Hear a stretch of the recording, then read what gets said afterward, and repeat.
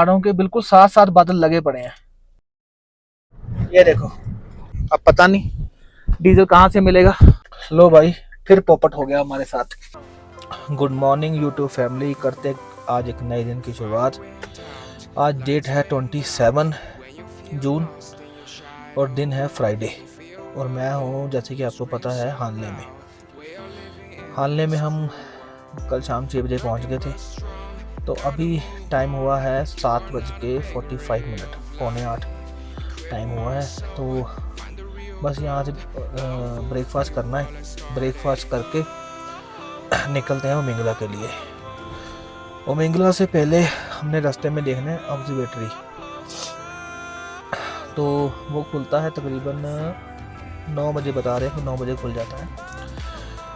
सांस चढ़ रहा है पूरे बोलने में, पता नहीं क्या दिक्कत है, मे बी हाइट की वजह से। तो मैं क्या कह रहा था, पहले ऑब्जर्वेटरी देखेंगे, 9 बजे खुल जाएगा। अभी 8 बजने वाले हैं।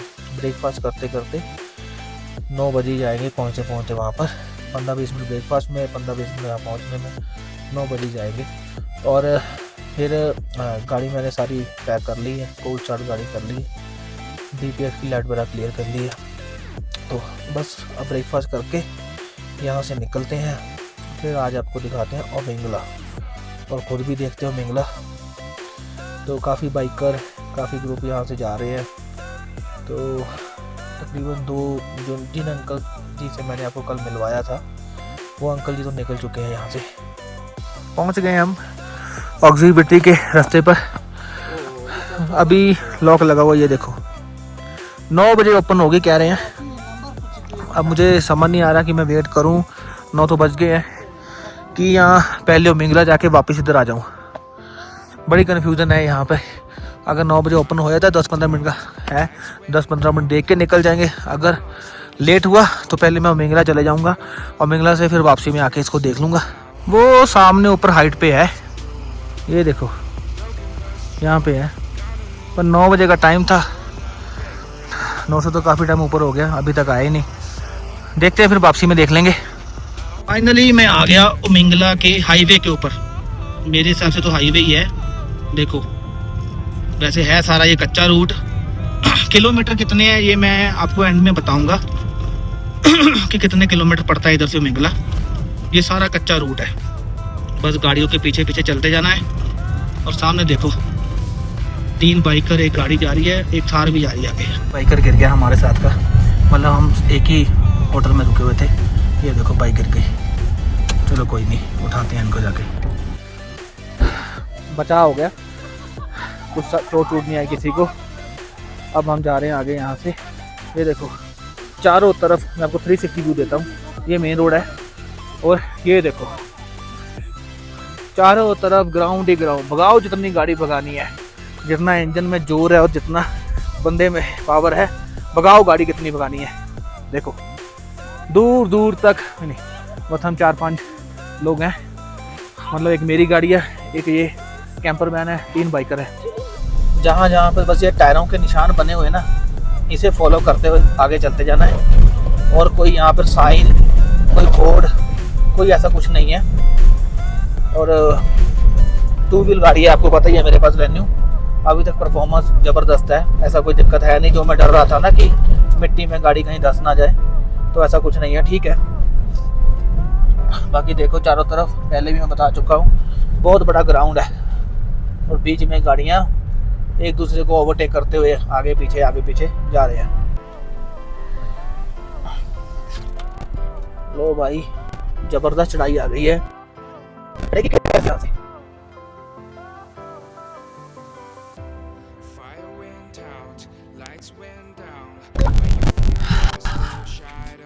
ऊपर से घूमते जाए इधर से। हाँ, बस एक शॉर्टकट भी था। किसी दिन हमारे पास 4x लेके देखेंगे।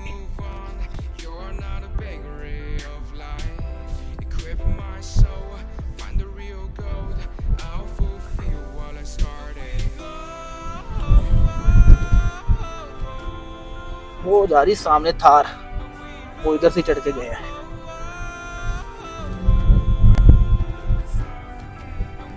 वो हमारे साथ के बाइक पर रुक गए आगे जाके। काफी नीचे उतरना, फिर ऊपर चढ़ना आराम से। यहाँ पर ना गाड़ी का अप्रोच एंगल अच्छा होना चाहिए, देखो नीचे से लग जाएगी बम्पर आगे का।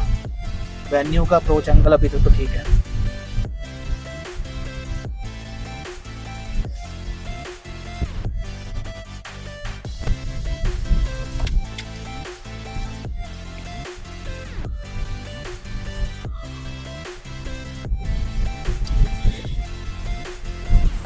धूल उड़ रही है जबरदस्त। आ गई गाड़ी एक हमारे पीछे और ज़ाइलो। जैसे जैसे रोड को आगे जाते जाए वैसे वैसे भीड़ बढ़ती जा रही है। चलना आराम आराम से इस रोड के ऊपर, क्योंकि ना बीच बीच में कहीं कहीं पे खड्डे आ जाते हैं जबरदस्त और बड़े बड़े पत्थर भी हैं। तो अब तक तो तीसरा गियर लगाया ही नहीं मैंने, दूसरे गियर में ही चल रहा हूँ।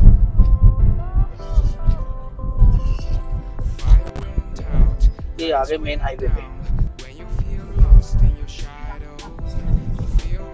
ये देखो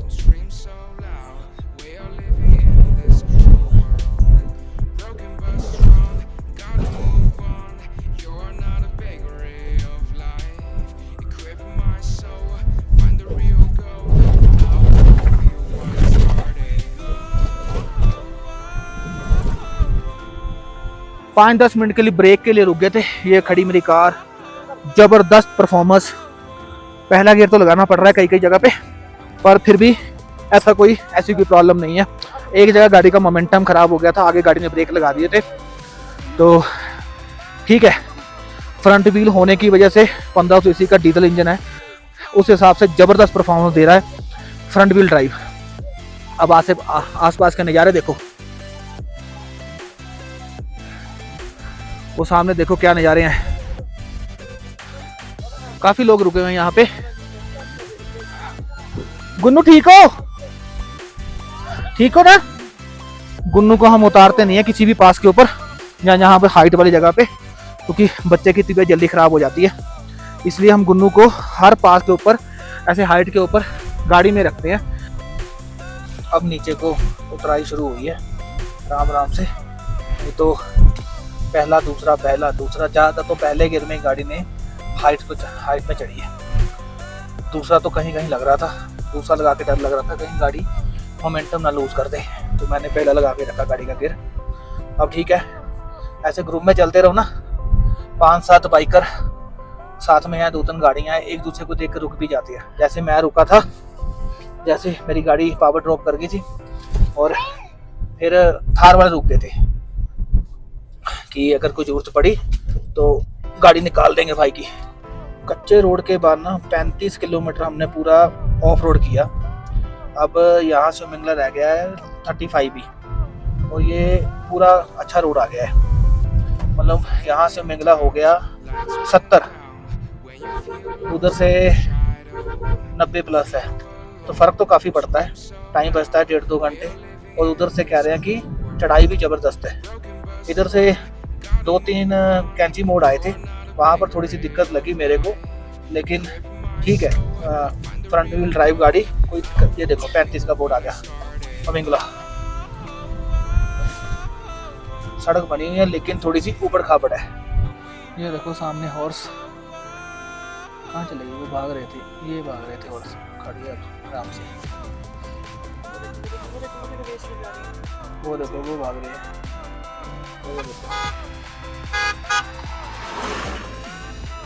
चलो चलते हैं। ऐसे बीच बीच में नज़ारे आ जाते हैं तो गाड़ी रोक लेते हैं, इसीलिए लेट हो जाते हैं हर जगह पहुंचने में। फाइनली फिर मिल गए ट्रैक्टर वाले भाई साहब जो कल मिले थे मेरे को हरियाणा से, तो बस मिंगला कर रहे हैं। ये देखो गाड़ी की हालत, बुरे हाल। ये आगे भाई वही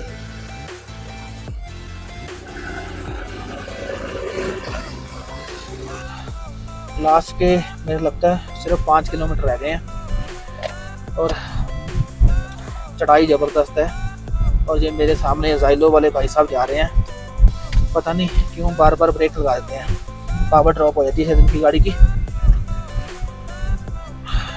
लास्ट पीछे बोर्ड आ गया था एक, कि आप 19,024 फीट पे पहुंच चुके हो। ये देखो,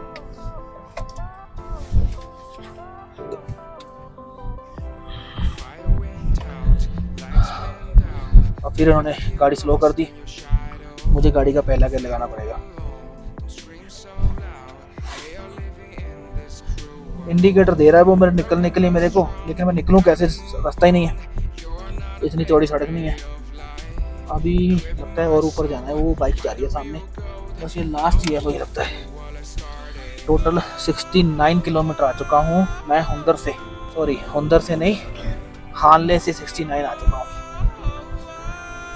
ऑक्सीजन की कमी होने के कारण ना भूल जाता हूँ। अप्रॉक्सीमेट मेरे को पहुँचने में यहाँ 9 बजे चले थे, 9, 10, 11, 12, अभी 12 बजने में 20 मिनट हैं, तो मान के चलो 3 घंटे मेरे को लग गए। यार ये ब्रेक हुआ है, देखा, पता नहीं कैसा ड्राइवर है ये, बड़ी नज़दीक आके ना गाड़ी का गियर छोटा करता है। ज़्यादा रुकूंगा नहीं मैं पास के ऊपर, बस 1-2 मिनट फ़ोटो खिंचाएंगे, बस निकल लेंगे वापस, क्योंकि हाइट ज़्यादा है। कार में क्या करना, ज़्यादा रुक के, ज़्यादा से ज़्यादा 2 या 4 मिनट बस। ये बाइकर वापस आ रहे हैं, मुझे लगता है सुबह 6 बजे के गए होंगे ये। टेम्परेचर भी ड्रॉप हो गया, टेम्परेचर आ गया यहाँ का 12 डिग्री, पहले 17 था, नीचे 2-3 कट पहले सीधा 5 डिग्री ड्रॉप मार गया। मुझे लगता है पहुँच गए हम। यहाँ से 2 या 300 मीटर ही होगा ओमेंगला। अभी तक तो ठीक है, कोई दिक्कत नहीं हो गई, पहुंच गए। Finally reach Umling La. 19,024। गाड़ी कहाँ लगाएंगे, फोटो कैसे कराएंगे, यहाँ पर तो रश लगा पड़ा है। तो भाई वेलकम टू ओमेंगला। 19,024 फीट पे इधर तो लाइन लगी पड़ी है फोटो के लिए। ये रहा, highest the hill, stronger the will।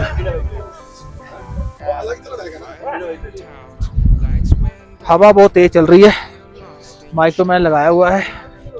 ऊपर यहाँ पे ना कोई बना हुआ है फ्री ऑक्सीजन, पर है बंद यहाँ पे। वो देखो सामने ये लिखा हुआ कि फ्री ऑक्सीजन, पर है तो बंद। ये वर्ल्ड का हाईएस्ट कैफे है, खुला है कि बंद है? ओपन है, ये देखो।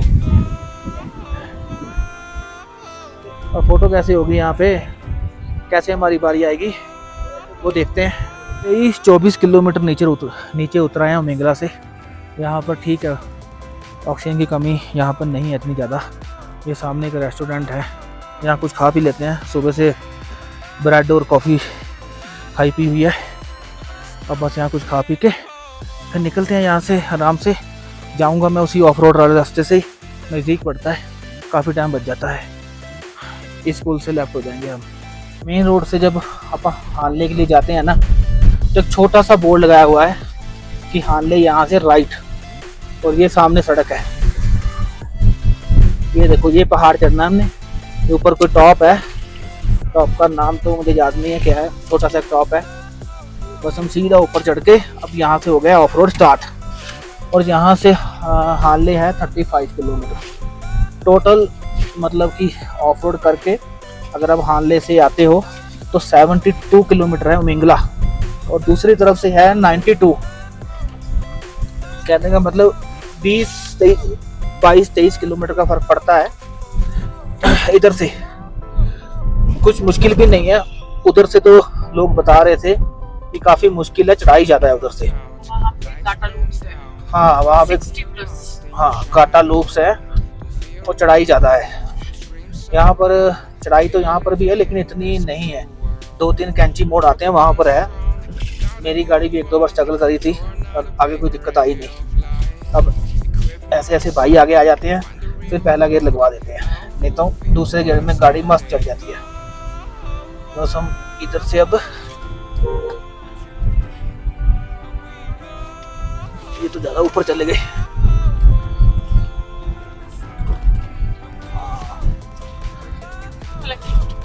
हम यहाँ से बस नीचे चले जाएंगे और 30-35 किलोमीटर का ऑफ रोड करके हानले पहुंच जाएंगे। हाँ, एक चीज दिखाता हूँ आपको, मैं गाड़ी रोक ही लेता हूँ 1 मिनट, 1 सेकंड। पहाड़ों पे भी दिख रहे हैं। ये देखो पहाड़ों के बिल्कुल साथ साथ बादल लगे पड़े हैं। ये देखो, यहाँ से पता चलता है कि हम काफी हाइट पे हैं। पता नहीं फोन कितना कैप्चर कर रहा है कि नहीं, लेकिन नज़ारे देखो सामने, बादल कितने नजदीक है नीचे। प्रॉपर ऑफ रोड चेक हो गया है, यहाँ से शुरू हो गया है। जाते समय यहाँ से मैं पहले दूसरे गियर में गया हूँ। कहीं कहीं पर जब जहाँ ब्रेक लगानी पड़ी वहाँ तो बहुत मुश्किल हो गई थी। बाकी ऐसा है कि ऐसा नहीं है कि यहाँ पर 4x4 गाड़ी की ही जरूरत है कि 4x2 नहीं आ सकती। 4x2 बड़े आराम से आ सकती है और कोई भी गाड़ी आ सकती है, बस थोड़ा मोमेंटम बना के रखो, गाड़ी आराम से आ जाती है। अब जैसे ये जो कैंची मोड़ है ना, यहाँ पर बस थोड़ा सा ध्यान रखना पड़ता है गाड़ी चढ़ाते समय कि गाड़ी का मोमेंटम बना रहे। नीचे है भी मिट्टी, गुन्नू को गर्मी लग रही है क्योंकि गुन्नू को ना हमने गर्म कपड़े डाल रखे हैं। कहीं गाड़ी रोक के इसके कपड़े चेंज करते हैं। टेम्परेचर बढ़ गया है, 16 हो गया है।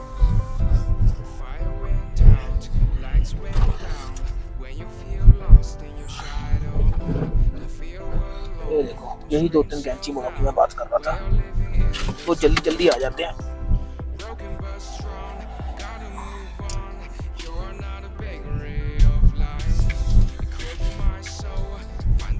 ऊपर से सड़क सारी खड्डों वाली है। सामने चोटियों का नजारा देखो आप,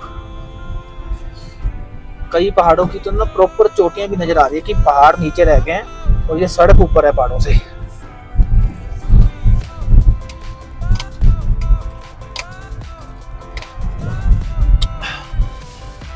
बहुत जल्दी जल्दी ना यहाँ से हाइट बढ़ती भी है जब हम ऊपर को आते हैं, और बहुत जल्दी जल्दी हाइट कम भी हो जाती है जब हम नीचे को जाते हैं। एकदम से हाइट ड्रॉप हो जाएगी। मोटरसाइकिल वाले भाई देखो आराम से मोड़ के गाड़ी, मतलब मोटरसाइकिल रोक ही लेते हैं क्योंकि नीचे मिट्टी बहुत ज़्यादा स्लिपरी है। रास्ते में मैंने 2-3 बाइकर गिरते हुए देखे हैं।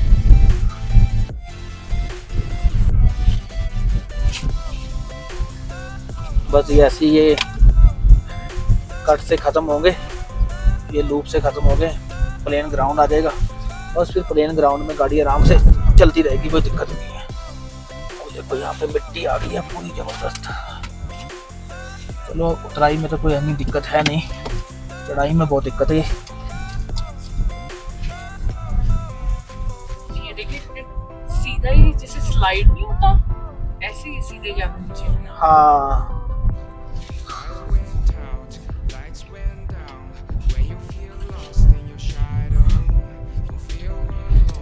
उसमें भी कंट्रोल करना पड़ता होगा। हाँ, इसीलिए तो दोनों पैर नीचे लगा लेते हैं, वो बिल्कुल भाई रोक देते हैं।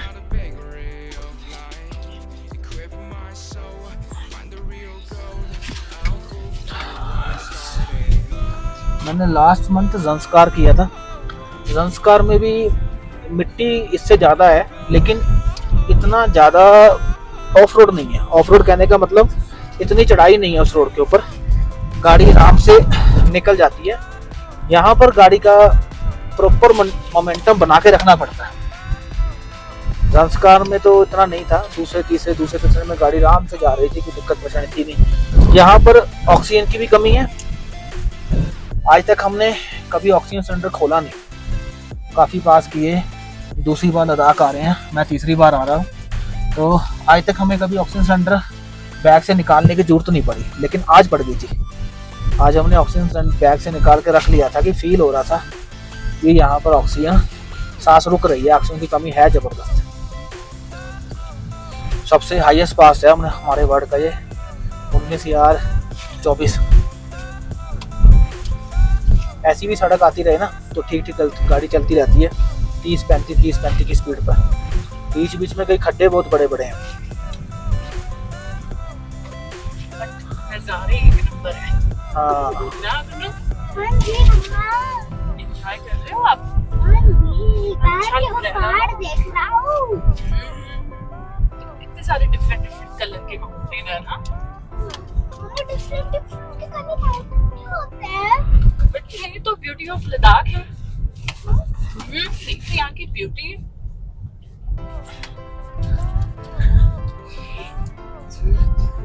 ये देखो कैंची मोड़, पता नहीं कैमरे में कितना समझ आ रहा है कि नहीं आ रहा है, लेकिन इतना जबरदस्त कैंची मोड़ है ना, यहाँ गाड़ी को पूरा रोकना ही पड़ता है। अब उधर से अगर कोई आ रहा है तो प्लीज, अगर जो पर्सन उतराई पे है उसे रुक जाना चाहिए, पहले चढ़ने वाले को ऊपर आने देना चाहिए ताकि उसका मोमेंटम ना खराब हो जाए। अब मेरी गाड़ी का मोमेंटम ऐसे ही खराब हुआ था जाते समय, तो मेरे को बहुत गाड़ी को स्ट्रगल करना पड़ा, 2-3 बार अटेम्प्ट में ऊपर चढ़ी, फिर लास्ट में गाड़ी मुझे पीछे लेके ही गाड़ी को ऊपर चढ़ाना पड़ा। 3 बजे तक पहुंच जाएंगे हानले, फिर ऑब्जर्वेटरी देख के वहाँ पर 15 मिनट लगते हैं, आधा घंटा लगता है, पता नहीं, पहली बार देखनी है। तो वहाँ पर ऑब्जर्वेटरी देख के फिर हम सीधा निकल जाएंगे, भूल जाता हूँ कौन सा था वो, न्योमा। हाँ, फिर हम निकल जाएंगे न्योमा है न्योमा। ऑक्सरीवेटरी से न्योमा होगा 70 किलोमीटर, 40 हाँ एक, जहाँ हमने एंट्री गई थी वहाँ से फिर 30 किलोमीटर। हाँ, इस तरफ मैं बताना भूल गया, इस तरफ कोई भी आए, एक तो हालने में रूम बुक करके आए, दूसरा जिनकी गाड़ियों में रेंज कम है, जैसे 4x4 कार होती हैं, कई कारों की रेंज ही कम होती है, 400-500 किलोमीटर चलती हैं, तो उन लोगों को खास ध्यान रखना चाहिए कि यहाँ पर पेट्रोल पंप नहीं है। बैंकॉक से 35 किलोमीटर पीछे पेट्रोल पंप है, उसके बाद यहाँ कहीं भी पेट्रोल पंप नहीं है। डीजल मिलता है ब्लैक में, पेट्रोल भी ब्लैक में मिलता है, लिख के रखा हुआ था लोगों ने कि पेट्रोल ले सकते हैं, डीजल ले सकते हैं। अब मेरे को प्राइस नहीं पता कि कितने पैसों में क्या पर लीटर देते हैं वो, क्योंकि मेरे को तो जरूरत पड़ेगी भी नहीं, क्योंकि अभी भी मेरी कार रेंज दिखा रही है 696। ये देखो क्या दिखा रास्ते में, पता नहीं इसको क्या बोलते हैं, वो देखो भागा जा रहा है, वो जा रहा है भागा, किधर एक ये बैठा लेफ्ट साइड पे, वो सामने वो आ रहा है, इधर को आ रहा है, वो गया वो देखो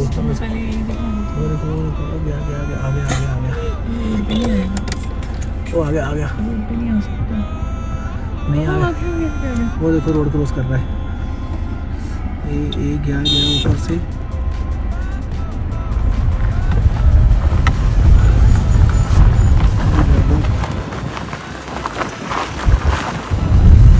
फाइनली हम पहुंच गए हैं वर्ल्ड की हाईएस्ट ऑब्जर्वेटरी।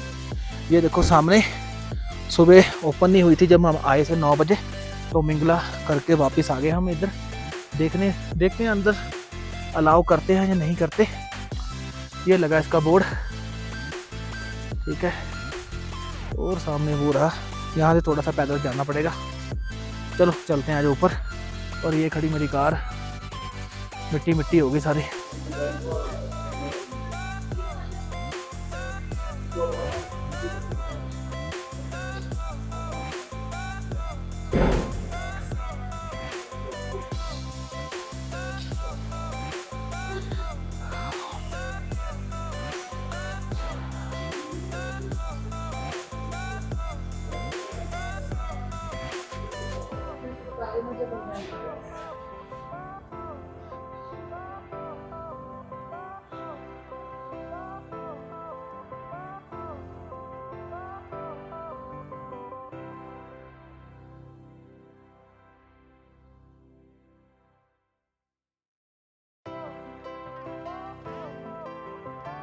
इंडिविजुअल है, स्टूडेंट है, वेल एजुकेटेड इंडिविजुअल है, और एक सेमी इंडिविजुअल है, और वो सब रोबोट यूज करते हैं।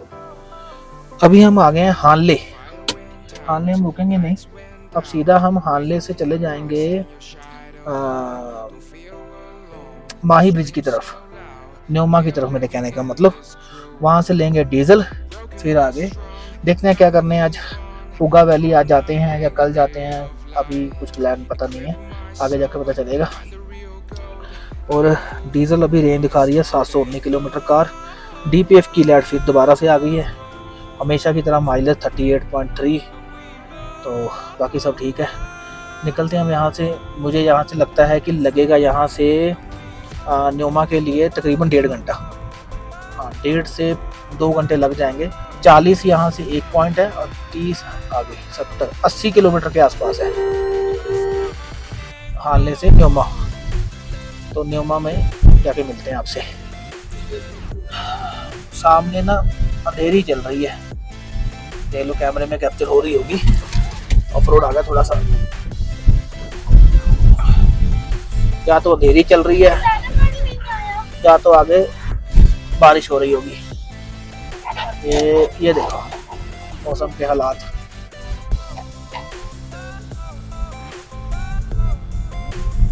आने वाले टाइम में यहाँ न्योमा में लगता है टनल बन जाएंगे। ये देखो ऊपर 2 टनल बन रही है, ये देखो एक आने वाली एक जाने वाली। अभी मैं न्योमा की तरफ हो गया हूँ। न्योमा यहाँ से है 33 किलोमीटर। खाने की ऑप्शन यहाँ कोई है नहीं, ऑप्शन मुझे लगता है 30 वहीं मिलेगी जाके न्योमा में। वेन्यू है। ऐसे ट्रेन पर अकेला मैं नहीं वेन्यू लेके घूम रहा है, एक वेन्यू आगे भी जा रही है। ये देखो परफॉर्मेंस अच्छी है, इसीलिए लोग वेन्यू लेके घूम रहे हैं यहाँ पे। फाइनली पहुंच गए हैं न्योमा, पर यहाँ आके भी एक चक्कर पड़ गया। मैं हूँ न्योमा के पेट्रोल पंप के ऊपर, ये देखो, और पेट्रोल पंप है बंद क्योंकि इनका जनरेटर है खराब। लाइट यहाँ है नहीं, अब पता नहीं डीजल कहाँ से मिलेगा। ये आ गया कोई बोर्ड, न्योमा है 1 किलोमीटर, माही 20 किलोमीटर, लेब 182, तसूल है 98, इधर भी है तसूल। चलो फाइनली मैं पहुंच चुका हूं न्योमा। अभी टाइम हुआ है 6:24। आप देख रहे होंगे मेरे पीछे, मैंने यहाँ पे होम स्टे ले लिया है। ये यहाँ पर 6-7 कमरे हैं ऐसे। ये रूम है मेरा, रूम टूर मैं बाद में दूंगा। और बाहर से मैं आपको दिखा देता हूँ। ये खड़ी बिल्कुल बाहर मेरी कार। ये है कुछ न्योमा का नज़ारा। बहुत सारी यहाँ गेस्ट हाउस होम स्टे वगैरह है। ये देखो सामने भी है एक। तो मैं यही रास्ता पूछने के लिए रुका था, तो मेरे को सही लगा, मैंने यहाँ पे रूम ले लिया। ये है कोई होम स्टे रेस्टोरेंट क्लास। तो गाड़ी में से सामान मैंने उतार लिया है, आज यहाँ रेस्ट करेंगे। कल सुबह मैं यहाँ से निकलूँगा पान के लिए। मौसम यहाँ ठीक है, ज़्यादा ठंड नहीं है। रात के बज गए हैं 8:30 और अभी हम निकल गए हैं यहाँ से खाना खाने के लिए। देखते हैं बाहर क्या मिलता है। रोज़ दाल चावल और वो सब्जी जो मतलब आपके रूम में इंक्लूड होता है, रूम रेंट में, वो खा के हम अक गए थे। तो सोचा आज कुछ नया ट्राई करते हैं, बाहर चलते हैं। ये न्योमा में अच्छी खासी मार्केट है, काफ़ी ज़रा पीछे 2-3 रेस्टोरेंट देखे थे, ढाबे देखे थे, वहाँ चलते हैं, कुछ अलग सा खाते हैं आज। लो भाई, फिर पॉपट हो गया हमारे साथ। 8:40 ही हुए अभी, और यहाँ पर सारे रेस्टोरेंट, सारे ढाबे वगैरह बंद हो गए। हम तो शहरों की तरह तफरी मारने निकले थे, अब पता चला सब बंद हो गया है। तो अब फिर घूम फिर के बुद्धू घर को आ गए। अपने होटल वाले को बोलेंगे जो दाल रोटी है भाई वही खिला दो। चलो